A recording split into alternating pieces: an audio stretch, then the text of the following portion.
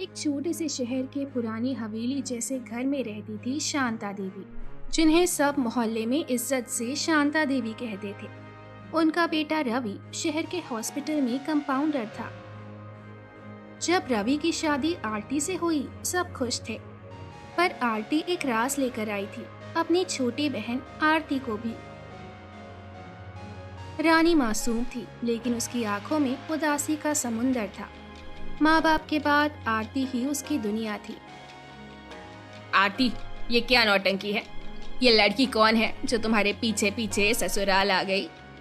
माँ जी, ये मेरी छोटी बहन रानी है। माँ बाप के बाद मैं ही उसका सहारा हूँ। अकेली थी, कहाँ जाती। सहारा या बोझ? ससुराल में कोई अपना बोझ साथ नहीं लाता, समझी? मैं किसी को परेशान नहीं करूँगी दादी जी, मैं चुपचाप रहूँगी। अम्मा, रानी अभी सिर्फ 10 साल की है, स्कूल जाती है। आरती ने फर्ज ही तो निभाया है। मुझे ये मंजूर नहीं। इस घर में सिर्फ बहू की जगह है, बहनों की नहीं। दीदी, ये जगह कितनी शांत है। दरिया की आवाज़, ठंडी हवा, मुझे तो यहाँ सपने दिखते हैं। तो सपनों को सच करने का वक्त आ गया है। अगर तुम चाहो तो मैं भी मदद करूँगी। मैं यहाँ रंगीन फूल उगाऊंगी। दरिया के किनारे एक ऐसा बाग बनेगा जहाँ हर कोई मुस्कुराएगा। तुम जैसे मासूम दिल से अगर मिट्टी भी छुल जाए ना, तो वो भी महका करे। ये मिट्टी मेरी दोस्त बन गई है। दीदी, मैं इस जगह को जिंदा कर दूंगी, देखना। आरती, क्या हो रहा है बाहर? वो लड़की मिट्टी में हाथ क्यों मार रही है? आंगन साफ रखना सिखाया नहीं क्या? माँ जी, रानी सिर्फ खेल रही है। वो बाग सजाना चाहती है। उस पुरानी जगह में फिर से जिंदगी भरना चाहती है। शौक और सपने रोटी नहीं बनाते आरती, ना घर चलाते हैं। तुम दोनों घर के काम में ध्यान दो। शांता बहन, लगता है आपकी बहू तो इस घर को नर्सरी बना देगी। बोली थी मैं, ये लड़की मेरे घर का माहौल बिगाड़ देगी। अब देखो, सब गंदा कर दिया। अगर गंदा होने से जिंदगी उगती है तो मुझे हर दिन मिट्टी में रहना मंजूर है। आज कुछ अलग सा लग रहा है, जैसे कुछ नया होने वाला है। रानी, धूप ज्यादा हो गई है, थोड़ा सा आराम कर लो, कल फिर काम कर लेना। नहीं दीदी, आज दिल कह रहा है कि कुछ खिलने वाला है, बस थोड़ा और पानी। दीदी, देखो देखो, गुलाब खिल गया, सच में खिल गया। आरती चक्कर बाग में आती है और रानी को गले लगा लेती है। वाह मेरी रानी, तुमने तो कमाल कर दिया, इस मिट्टी में जान डाल दी। ये सिर्फ एक फूल नहीं दीदी, ये मेरी उम्मीद है, हर दिन की मेहनत का फल। वाह छोटी, और तुमने तो पुराने बाग में जान फूंक दी। इतना सुंदर खुद उगाया उसने, बगैर किसी की मदद के। हाँ, लेकिन बताओ क्या फायदा? अब फूल से रोटी थोड़ी मिलती है। फूल उगाने से घर नहीं चलते। कभी कभी खुशबू भी घर बना देती है चाची। हर चीज पैसों से नहीं होती।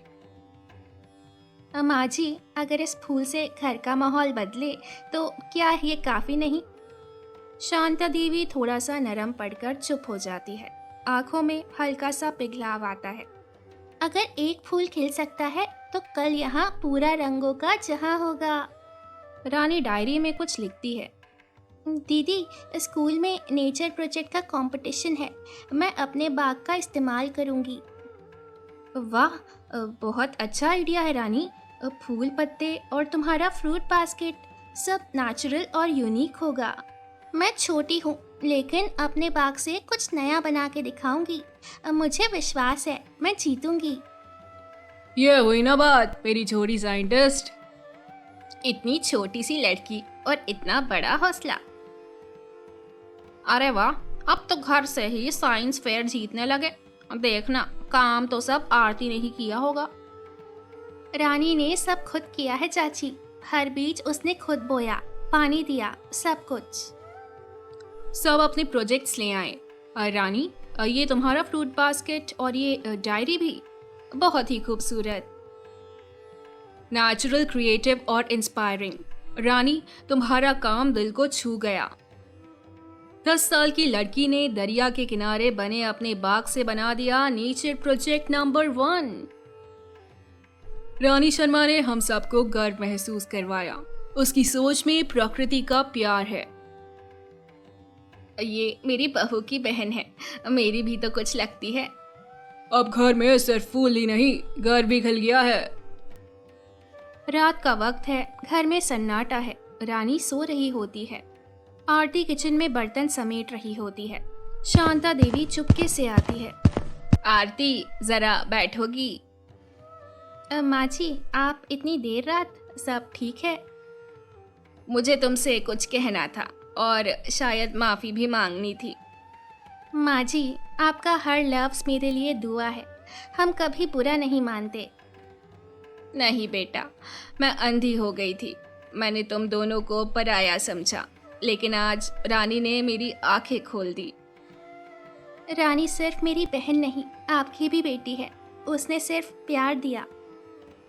तभी रानी आंखें मलती हुई आती है। दीदी, नानी माँ, आप दोनों रो रहे हो? बेटा, मुझे माफ़ कर दो, मैंने तुम्हारे साथ इंसाफ नहीं किया।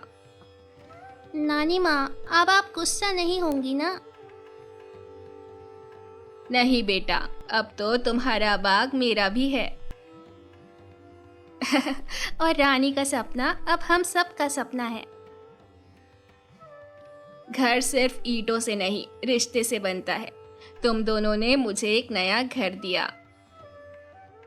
सुबह का वक्त है। सूरज की पहली किरण दरिया के किनारे के बाग में चमक रही है। घर के सभी लोग बाग में इकट्ठा हैं। रानी मिट्टी साफ कर रही होती है। तभी एक नई वुडन बोर्ड लेकर एक मजदूर आता है। माँ, ये क्या हो रहा है? ये बाग सिर्फ रानी का नहीं, हम सब का है। इसका नाम रखा जा रहा है अमानत गार्डन। अमानत, क्या खूबसूरत नाम है माँ जी।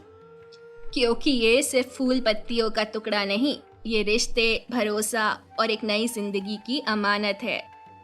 शांता बहन, माफी चाहूंगी, आपने तो दिल जीत लिया। अब ये बाग सबका है, हर एक को यहाँ आना है। और हर सुबह तुम्हारे बाग का एक नया फूल हम सबको खुशबू देगा। हर फूल में एक कहानी होगी, उम्मीद की, प्यार की और नए रिश्ते की। रानी ने हमें सबक दिया कि रिश्ते खून से नहीं, दिल से बनते हैं। और जब जब साथ हो तो हर मिट्टी सोना बन जाती है। जब प्यार, इज्जत और भरोसा दिया जाए तो पराया भी अपना बन जाता है। रिश्ते सिर्फ खून के नहीं, जज्बात के भी होते हैं। यतीम बहनों का दरिया के किनारे फूलों का बाग।